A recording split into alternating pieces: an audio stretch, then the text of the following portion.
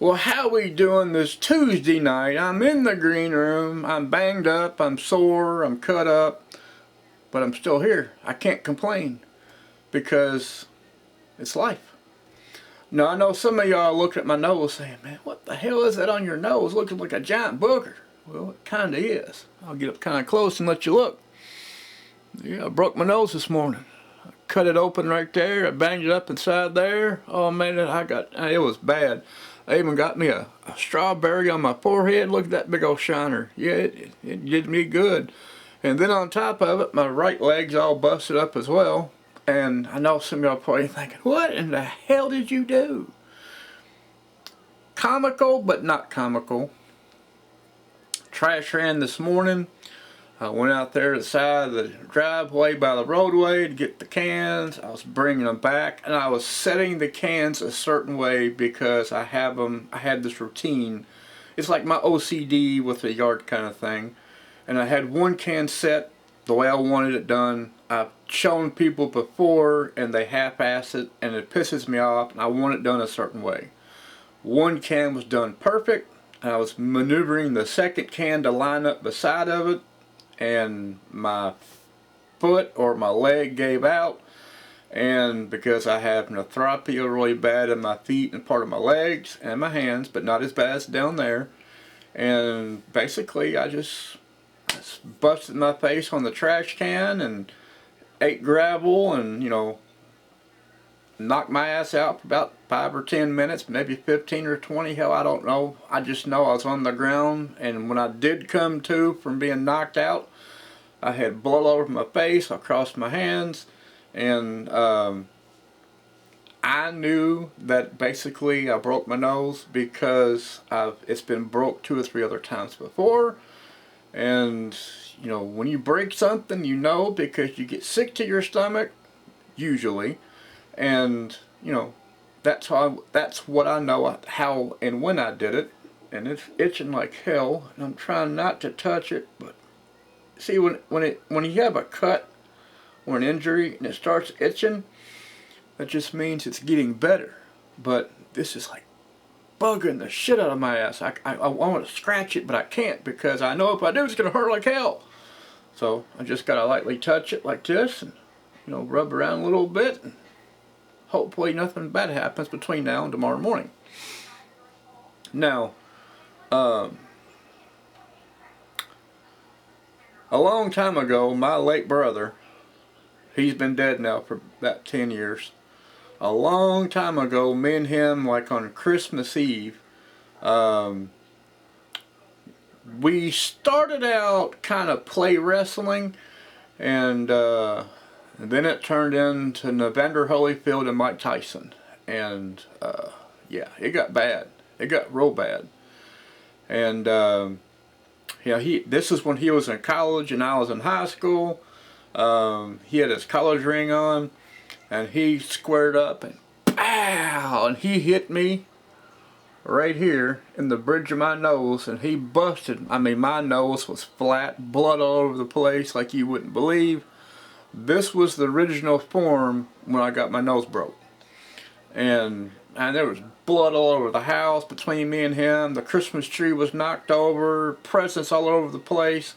My mom left because she was fixing some kind of dessert, and she ran short on some milk, and all the stores were closed except for a couple of the gas stations. So she ran down to the convenience store down on 31, and she grabbed a thing of milk and came home real quick so she could finish up her baking for for Christmas. This is Christmas Eve, by the way.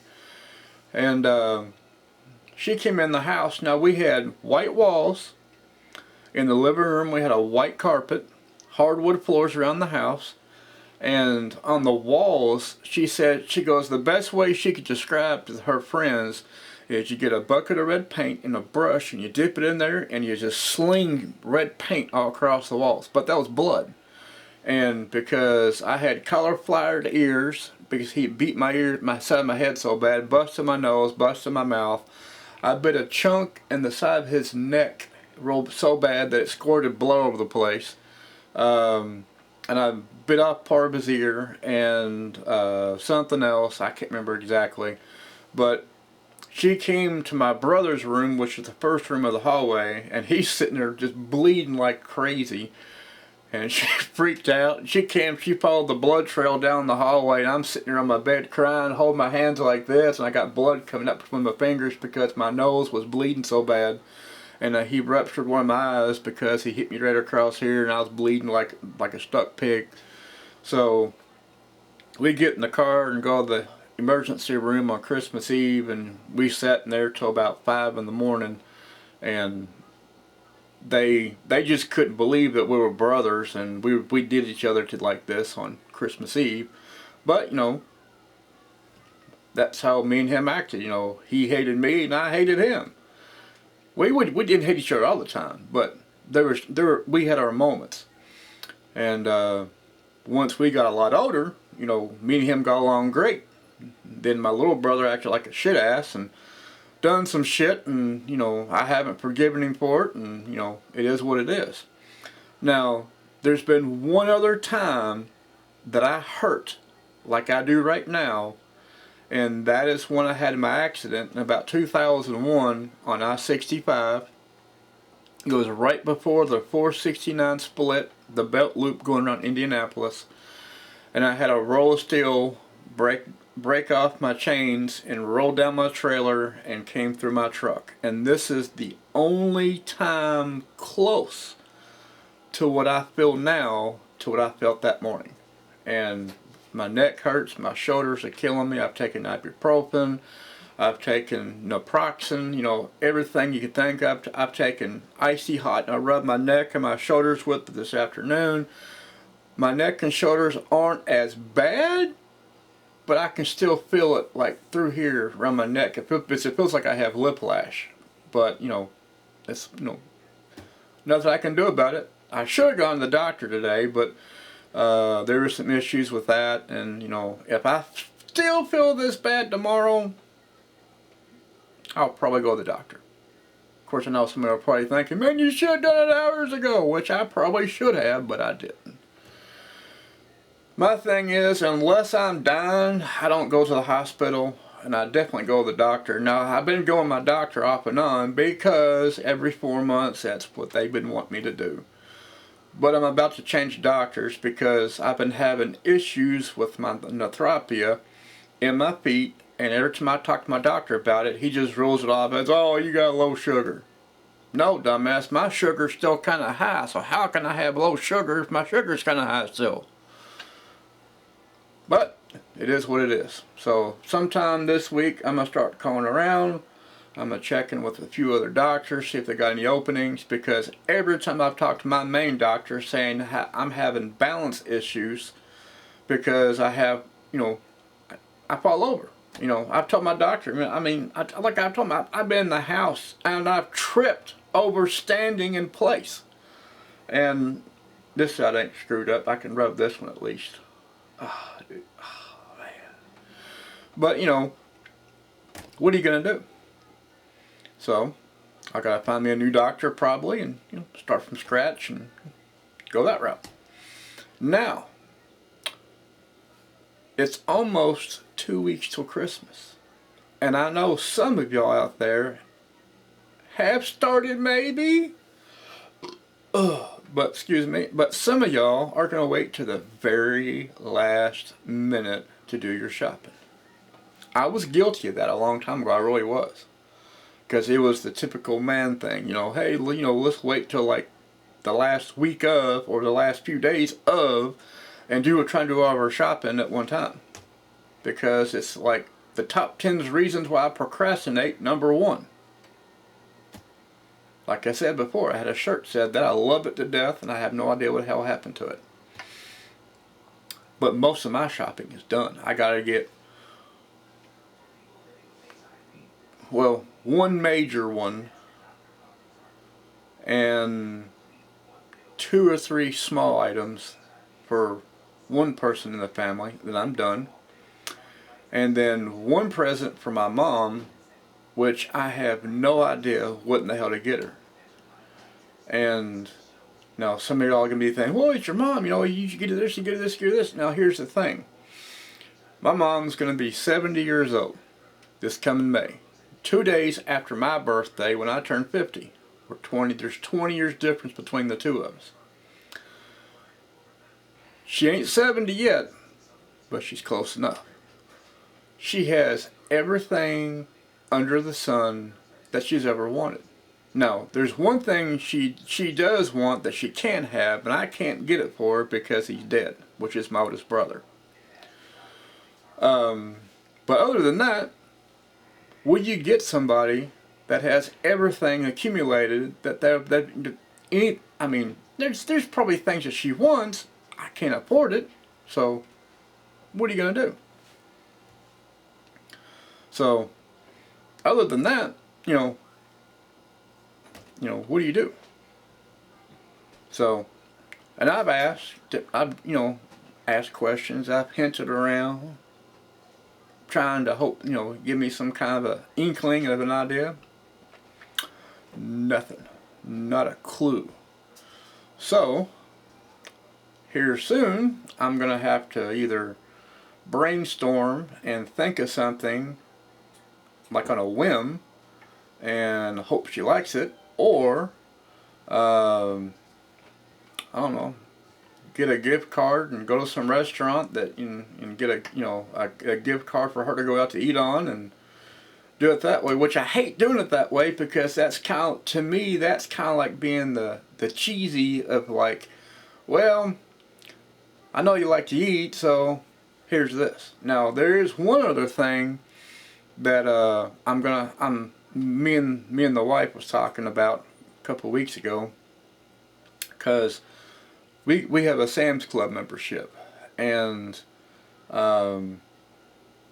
there's every so often my mom's like, she goes, well, if you're in Sam's and you see this, grab this for me. So what me and the wife was talking about was possibly getting a temporary membership card, paid up though, to where she can go in there and say, okay, this is me, activate it, and boom, here you go, here's the Sam's Club card, good for a year, and well, bam, here you go. And that's what we had thought about doing. Now I gotta find out exactly if we can do that or not, or like a temporary kind of card thing. But if we can, that's the route I'll probably go. There are other people amongst the family that technically I guess I could be nice and get a Christmas gift for, but I probably won't, because for one reason and one reason only. My family, like my mom and my dad and my stepdad and everything like that, we have this rule thing of if we don't interact with each other, we don't buy for each other, and that's kind of how it is. And now I know it sounds kind of shitty, but that's just how it is. Now on my wife's side of the family, they a lot of them, they have favorites, and that's usually how it goes through the year, and Christmas is no exception. Usually at Christmas it's really shitty because it's like, well, we went to the flea market and grabbed this item off the table and put it in a box or whatever. Here you go. And then the next person over here, we went out to whatever place and bought this $1,000 item, and I hope you enjoy it. And that's how they are. And I went out of my way one time and I bought something that was crazy insane, and it was like, they opened it, they're like, oh, this is really nice, I love it, blah blah blah blah blah, and they set it down, and then the prodigal child gave him something that basically was just kind of like a kind of thing, and she started crying and weeping and, oh, I love it to death, oh blah blah blah blah blah blah blah, and I was like, I just gave you something that you've been looking for the past 30 years that you could not find. I just gave it to you and you were just kind of like, that's nice, huh, okay, here it is. And X, Y, and Z gives you some bullshit thing and you act like it's the prodigal child. That is why I don't do it on the other side of the family. Yeah, I know you're probably thinking, man, you're just a miser, you're a skin plant, you're a cheap ass. No, I've done stuff for in the past, and when you get kind of cold-shouldered and snubbed enough times, you don't care. You know, you really do not care, and it shows. And it is what it is. Now, I will go out of my way here soon, because I'll have to go to the post office sometime this week to grab a few extra boxes so I can mail out stuff to Missouri and Alabama and Texas and Fallbrook, California, and a couple other places amongst the U.S. and hopefully it gets there about Christmas time-ish. And now I will go out of my way to do that. No questions asked, with no strings attached, so to say. A really good buddy of mine lives down in Alabama. I've known him for some years, and you know, I send him stuff all the time, and he gets pissed off because I won't accept money. He's like, well, it costs money to ship things. And I'm like, yeah, I understand, but you know, I'm not taking your money. And it makes him mad. Of course, I know. Because when I send him this next go around, it's going to have a few extra items in it, and it's going to piss him off because I'm not telling him that I'm going to send it. It's just going to show up and be like, here you go, and it burns his ass up because whenever I ship things to him, I never put a return address. It just says E-Town, Kentucky, and that's it.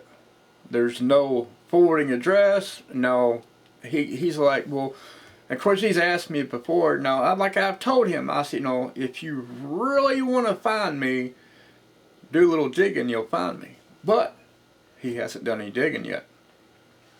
I mean, you can find anybody as long as you have their address and their name. Even without their address, if you have a person's name and you know exactly about where they live at, Google is the best thing in the world. You know, you can find anything you want. Or you get a buddy of yours that works in law enforcement and say, hey, I know this is, you know, you could get in a little bit of trouble, but run this name with this area and see what you come up with. I found people that way a few times. I pulled some strings with some of the guys, local guys, PD and Sheriff's Department and KSP and a few other people that technically running somebody's name through NCIC without an active current situation could throw up a few red flags, but you know, if you know the person well enough, you know, you can sleight of hand a few things a little bit and you can get whatever you want. See, that's the joy of when I used to be on the fire department. I learned all the sheriff's deputies. I learned all the patrol guys. I learned all the guys on KSP. You know, once you work on, even though you're a volunteer, once you work on a fire department like that, and you work with certain ones on certain scenes and accidents and everything else, you learn people. And then on top of it, because I have one friend of mine that works as a dispatcher for Kentucky State Police, and another dispatcher that works for 911. So, you know, there's all kinds of strings right there. I used to be able to, you know, pull little favors for, you know, little side things here and there. But, you know, the one for KSP, you know, it's kind of like, you know, it's super strict now, and there's all kinds of limitation crap and everything else. So I haven't asked him for years on anything like that. But the one for 911, that's a different story because, you know, it is what it is. So, and my biggest joke, I say this at the farmer's market, and I say it occasionally on Facebook, I am the most honest person you'll ever meet in your life. And people just, they get a kick out of it. But it's true. I am. I am the most honest person you'll ever meet in your life. And, you know, it's true. But this year, oh man, oh, it's just, oh. But it's like for this year, everything was kind of mediocre. You know, some things were great, some things were kind of a letdown. I had plans for things and things never took place.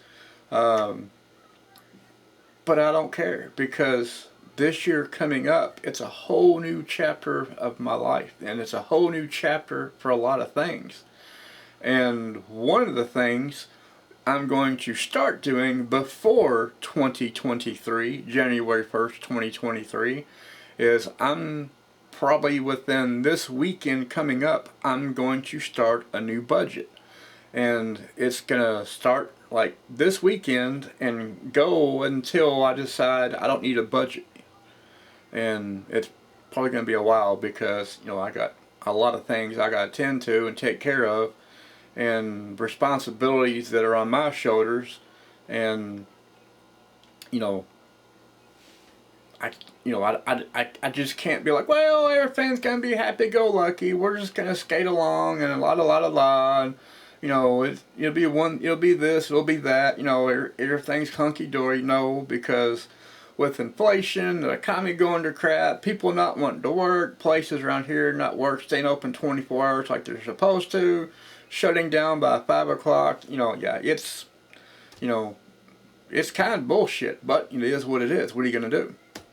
So, but I have a budget I'm going to start on and divide things up a certain way. I'm going to cut certain things out of my little circle, I guess you would call it. I'm going to do what I did a long time ago.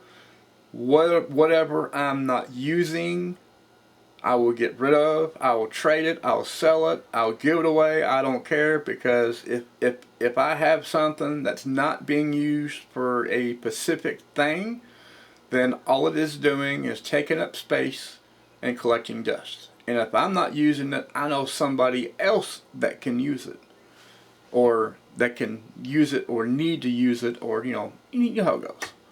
So, but I'm gonna cut out some shit in my lifestyle. I'm gonna cut out some spending that's not really needed, and just kind of go that route.